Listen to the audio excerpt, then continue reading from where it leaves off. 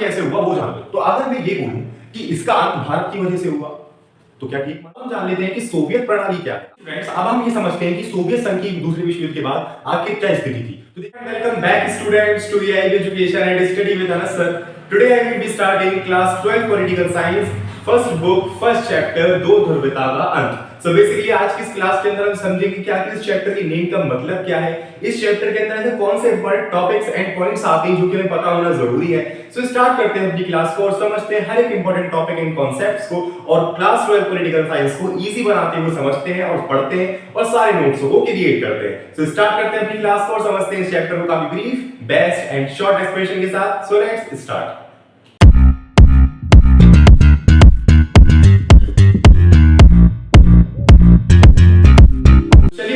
शुरू करते हैं अपनी क्लास को और सभी चीजों को आसान बनाते हुए चलते हैं और समझते हैं कि आखिर इस चैप्टर में क्या क्या ऐसे पॉइंट्स आते हैं जो कि हमें जानना बहुत ज्यादा जरूरी है। तो चलिए शुरू करते हैं। तो देखो, सबसे पहली चीज, हमारे चैप्टर का नाम है दो ध्रुवीयता का अंत। अगर मैं इस चैप्टर का एक इजी मतलब भी निकालूं तो कैसे? देखो, कोई दो है, वो भी ग्रुप, कोई दो ग्रुप है जिनका जो है अंत हो गया, ठीक है, उनका अंत हो गया। अब वो ध्रुव कौन से हैं? तो वो ध्रुव जो है कुछ आपके इस प्रकार, पहले तो है आपके पास समाजवादी व्यवस्था और दूसरी है आपके पास पूंजीवादी व्यवस्था, ठीक है। एक समाजवादी व्यवस्था, एक पूंजीवादी व्यवस्था। अब इन व्यवस्थाओं को समझ लेते हैं। समाजवादी व्यवस्था एक ऐसी व्यवस्था होती है जिसमें मानव निजी संपदा का अधिकार नहीं होता। ये लिख लो आप, मानव निजी संपदा का अधिकार ना होना, ठीक है। और यहीं पर मैं इसकी बात करूं तो मानव निजी संपदा के अधिकार का होना,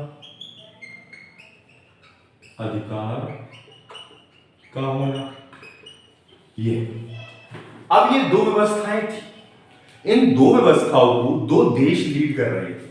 पहला समाजवादी व्यवस्था को जो लीड कर रहा था वो था आपका सोवियत संघ। यहां आ गया सोवियत संघ, जिसको हम वर्तमान में रूस बोलते हैं। और पूंजीवादी व्यवस्था को जो लीड कर रहा है वो है आपका अमेरिका, ठीक है। इनका एक शॉर्ट फॉर्म नेम भी है, इसको हम बोलते हैं USSR और इसको हम बोलते हैं USA, ठीक है। अब ये दो ग्रुप चल रहे हैं पूरी दुनिया के अंदर। अब कुछ ऐसी सिचुएशंस हुई जिसमें इनका अंत हो गया। हमने ये समझ लिया कि विश्व में दो ध्रुव हैं, कौन कौन से हैं? सोवियत संघ है और एक अमेरिका है।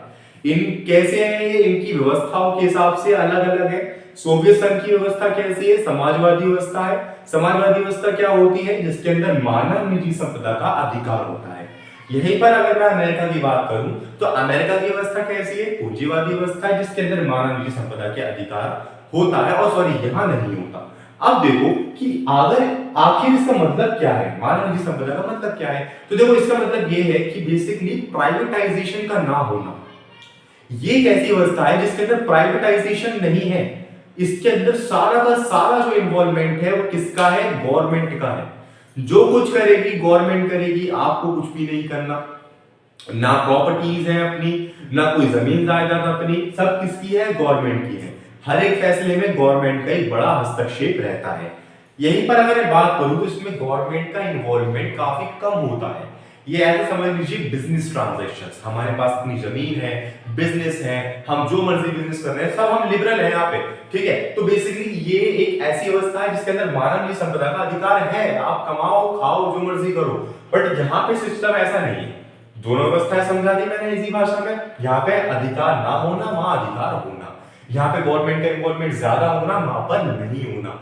यहाँ पे बेसिकली जो हमारे लोग होते हैं उनका अभिव्यक्ति का अधिकारों का ना होना और यहाँ पर होना, ठीक है। तो ये दो व्यवस्थाएं थी। अब बात कर लो जरा इसके अंत की, ठीक है। अब देखो, हमने दो ध्रुव तो जान लिए, विश्व में कौन से दो ध्रुव है। अब अंत कैसे हुआ वो जान लो। तो अगर मैं ये बोलूं कि इसका अंत भारत की वजह से हुआ तो क्या ठीक मानोगे? भाई बिल्कुल ठीक मानोगे। इसका अंत हुआ कुछ भारत की आजादी के समय। यह हो गया आपका भारत आजाद। ये जैसे ही हमारा भारत आजाद हुआ, इसका अंत हो गया।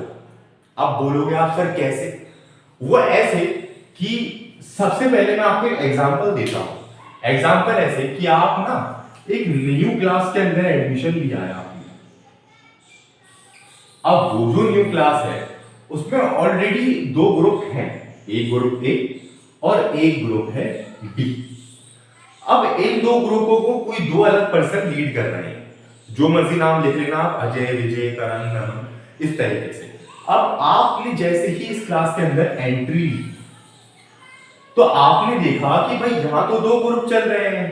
आपके पास दोनों ही तरफ से इनविटेशन लेटर आया कि आप या तो मेरे पास आ जाओ या मेरे पास आ जाओ। क्यों आया? क्योंकि जिस ग्रुप में जितने ज्यादा लोग होंगे वो ग्रुप उतना ही ज्यादा शक्तिशाली होगा। तो सेम चीजें यहां थी, जिसमें जितने ज्यादा लोग होंगे वो उतना ही शक्तिशाली होगा। आपने कहा कि सपोज अगर मैं ग्रुप ए के साथ चला गया तो बिना बात के ही बी मेरा दुश्मन बन जाएगा, और यहीं पर अगर मैं ग्रुप बी के साथ चला गया तो ये मेरा दुश्मन बन जाएगा, और मेरा लेना देना कुछ भी नहीं है। तो हमने ये सोचा कि मैं तो खुद इस क्लास में नया हूं, इस क्लास में नया हूं, स्कूल में नया हूं, ना इतने लोगों को जानता पहचानता, तो मैं क्यों दुश्मनी मोल लूं? तो क्यों ना मैं अपना एक अलग ग्रुप ही बना लूं। तो हमने क्या करा, अपना एक नया ग्रुप भी बना लिया। और जब नया ग्रुप बना लिया हमने, तो आप कोई भी आपके बाद नया बच्चा एंटर करेगा क्लास में तो वो ये बोलेगा कि इस क्लास में दो ग्रुप है?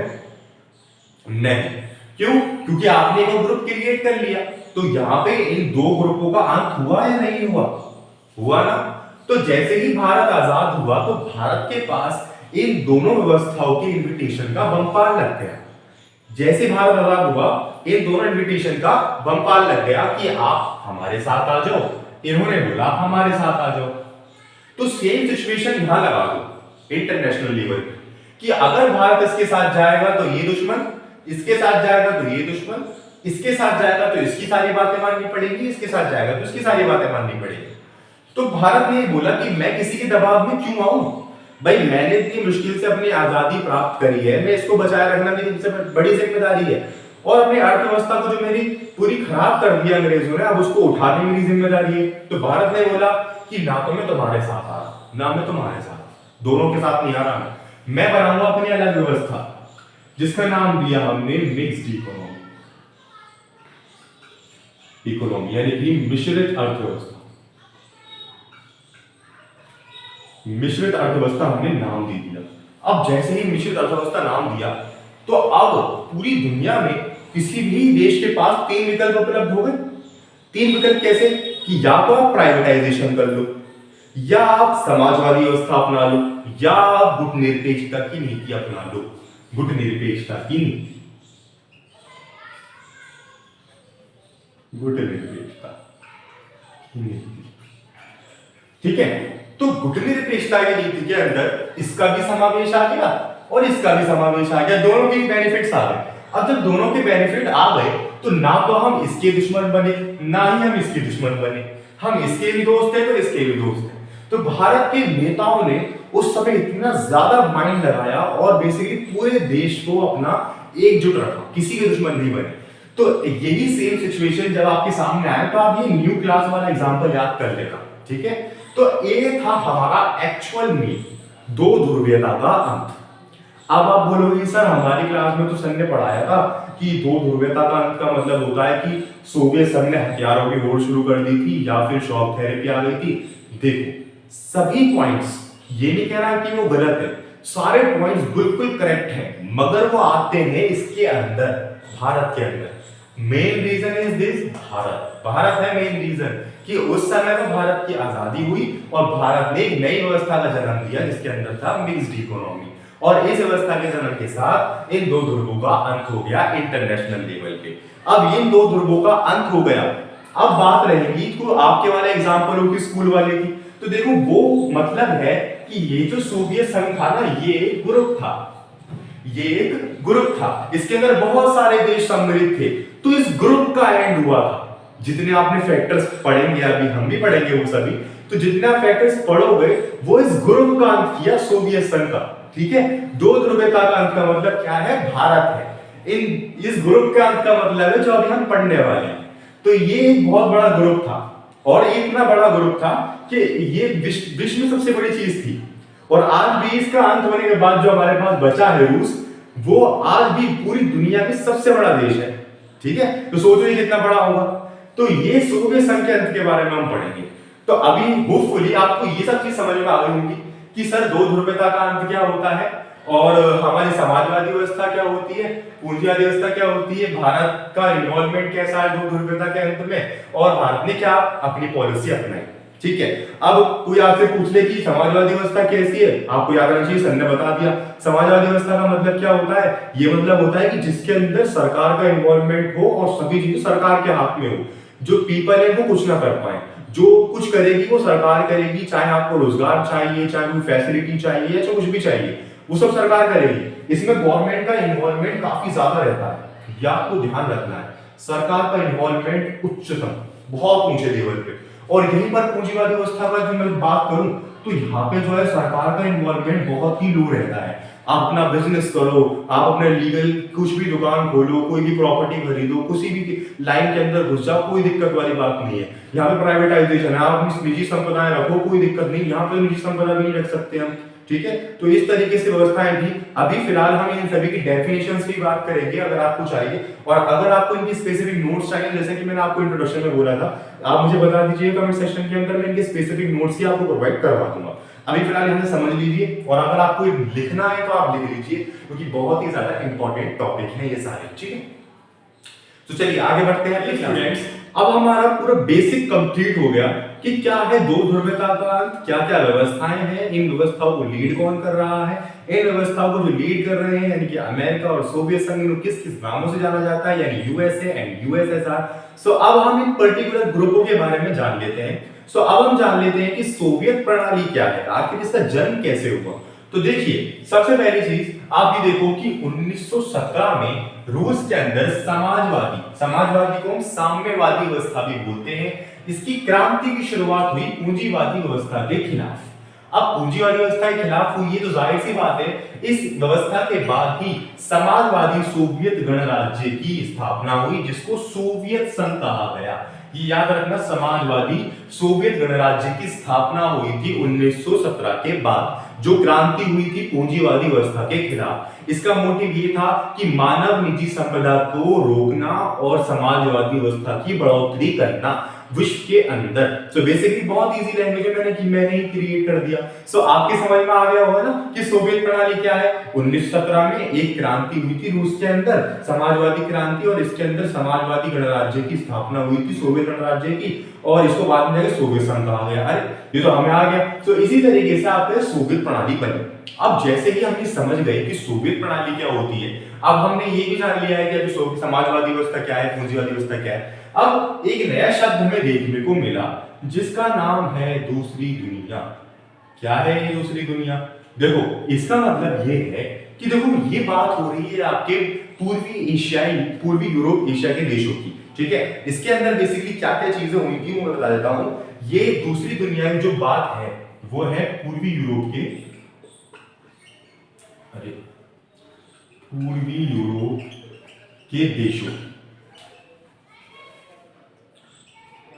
देशों की। ये पूर्वी यूरोप के देश हैं जिसको हम दूसरी दुनिया कह रहे हैं। क्यों कह रहे हैं? देखो ये पूर्वी यूरोप के जो देश हैं ये हैं आपके फांसीवादियों के चंगुल में, फांसीवादियों के अंदर। अभी फांसीवादी कौन है? फांसीवादी है हिटलर है उसका, ठीक है। अब क्या करा समाजवादी व्यवस्था यानी कि सोवियत संघ ने इनकी कर दी हेल्प। क्या कर दी? हेल्प कर दी। और जब इनकी हेल्प करी तो इन्होंने सोवियत संघ ने हेल्प करने के बाद इन पूर्वी यूरोप के देशों की हिफाजत करी और साथ ही साथ इनकी चुंगल से भी छुड़ा दिया, इनको अलग कर दिया, बिल्कुल इनको अलग किया इनसे। और जब जाहिर सी बात है कि आप किसी की अगर हेल्प कर रहे हो तो आप हेल्प यूं करोगे ना कि या तो वो मेरा दोस्त बन जाए और मेरे साथ मिल जाए। तो यही मोटिव इसका था कि जैसे ही इसने इसकी हेल्प करी तो इसको अपने अंदर ले लिया। तो अब ये ना क्या बन गई, इनकी समाजवादी व्यवस्था बन गई, समाजवादी व्यवस्था इनकी बन गई। और इन्हीं समाजवादी देशों को बेसिकली समाजवादी देश ही बोलते थे और बाद में जाके इन्हें दूसरी दुनिया की संज्ञा दी गई थी। तो इसीलिए साथ आपको दूसरी दुनिया का मतलब क्या है वो भी मैंने आपको क्लियर कर दिया यहीं पर।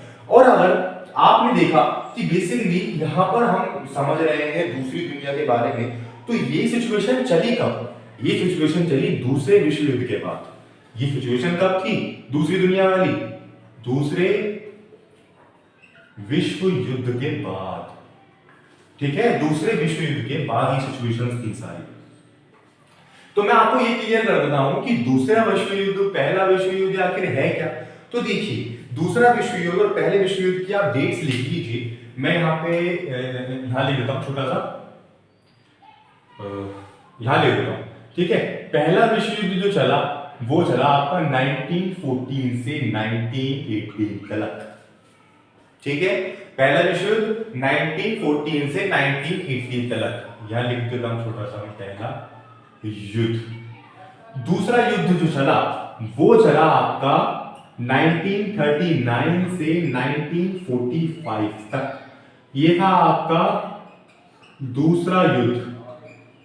1939 से 1945 तक ये आपका दूसरा युद्ध चला, ठीक है। और ये जो सारी सिचुएशन मैंने आपको बताई, दूसरी दुनिया, पूर्वी यूरोप के देश, फांसीवादी, हिटलर व्यवस्था, ये सब है दूसरे विश्व युद्ध के बाद की स्थिति।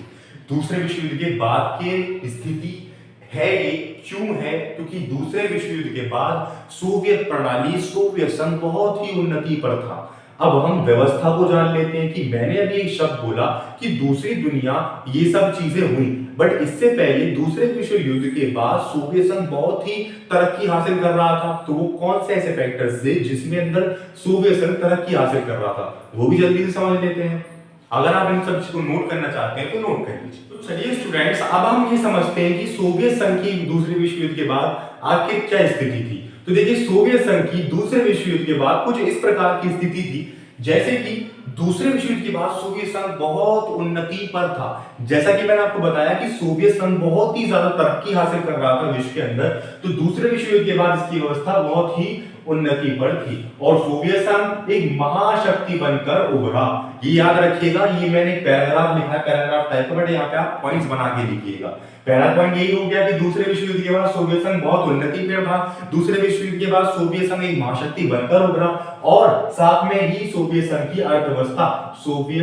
अर्थव्यवस्था बाकी देशों से विकसित थी और सोवियत संघ की संचार प्रणाली बहुत ही उन्नति पर थी। इसके पास विशाल ऊर्जा संसाधन जैसे खनन, लोहा, इस्पात, वो सब भारी मात्रा में मौजूद थे और इसके पास अच्छी मात्रा में बड़ी-बड़ी मशीनों की भी उपलब्धि थी, जिससे ये अपने अलग बहुत सारे काम किया करता था। इसके अंदर इनकी इन्हीं सारी फैसिलिटीज की वजह से, बेनिफिट्स की वजह से इसके अंदर दूर दराज के देश सम्मिलित थे। इसके अंदर क्या थे?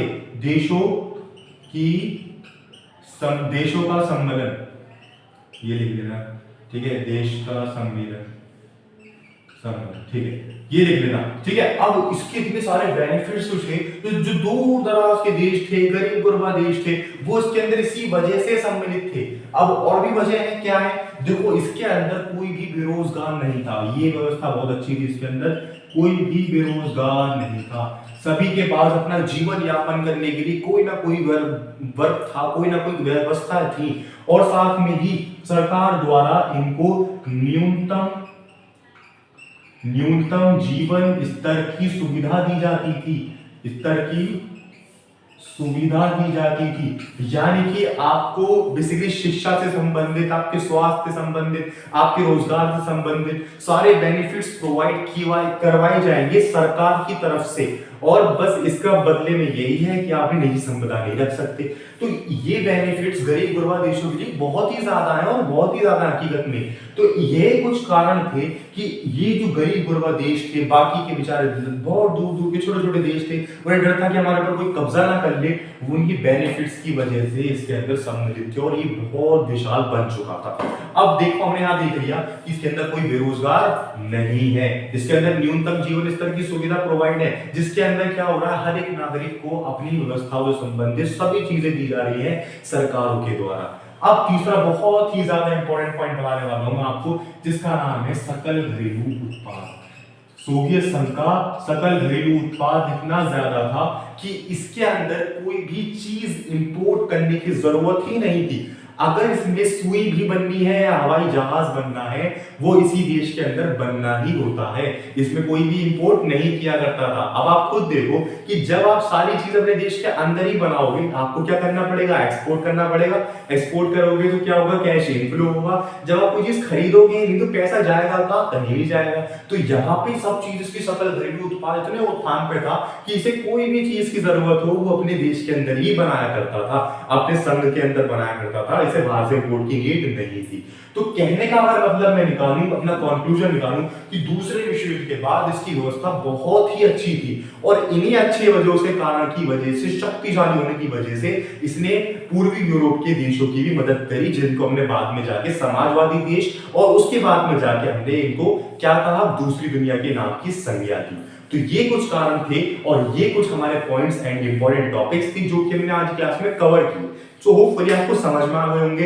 पहले हमने सारे फंडामेंटल्स जान लिए कि आखिर किस तरीके से चैप्टर का नाम है, क्या अंत का मतलब क्या है, दो ध्रुवों का मतलब क्या है, क्या ऐसी व्यवस्थाएं हैं। फिर हमने उसके बाद सोवियत संघ के बारे में जाना कि सोवियत प्रणाली क्या है, इसके अंदर क्या क्या चीजें हैं, दूसरी दुनिया किसको कहते हैं और दूसरे विश्व युद्ध के बाद क्या स्थिति थी इसकी। ये सब चीज हमने आज की क्लास में फिनिश कर ली। अब जब हम नेक्स्ट क्लास शुरू करेंगे अपनी क्लास 12 पॉलिटिकल साइंस की, तो उसमें हम जानेंगे कि आखिर सोवियत संघ का विघटन क्यों हुआ, क्या ऐसे कारण थे, सभी चीजों को हम समझने वाले हैं। फिर उसके बाद हम ये जानेंगे कि सोवियत संघ का विघटन हुआ तो हुआ, पर उसका परिणाम क्या देखने को मिला पूरे विश्व में। तो वो सब चीज हम कवर करेंगे नेक्स्ट क्लास के अंदर। आज की क्लास का आपके पास होमवर्क ये ही है कि जितनी चीजें मैंने आपको बताई हैं, अगर आपने मेरे साथ साथ नोट डाउन करी तो वेल एंड गुड, नहीं करी तो एक बार दोबारा से वीडियो देख लीजिए और सभी चीजों को अपनी लैंग्वेज में नोट्स बनाते हुए चलिए। और जब आप नोट्स खुद से बनाते हो तो वो काफी ज्यादा बेनिफिट्स प्रोवाइड करते हैं आपको एग्जाम पॉइंट ऑफ व्यू से। उनसे बेहतर तो नोट्स कोई प्रोवाइड ही नहीं कर सकता। बट फिर भी अगर आपको मेरे बनाए हुए नोट्स चाहिए तो आप मुझे बता दीजिएगा, मैं आपको प्रोवाइड करवा दूंगा।